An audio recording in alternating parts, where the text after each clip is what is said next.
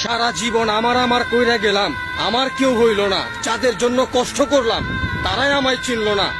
এটাই হইতেছে পৃথিবীর নিয়ম, কাউকে কেউ মনে রাখে না। আপনি যতদিন টাকা কামাইতে পারবেন এতদিন আপনার সম্মান, ইজ্জত, সফলতার চূড়ান্ত সীমানায় থাকবে।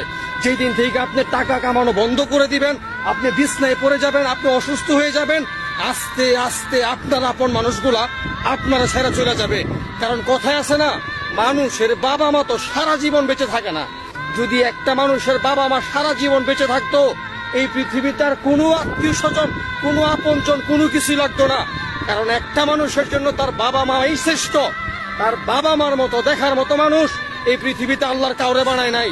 আরে সময় যখন খারাপ হয় নিজের বউ সহকারে চলে যায়, সময় যখন খারাপ হয় নিজের সন্তান সহকারে বাবারে চিনে না।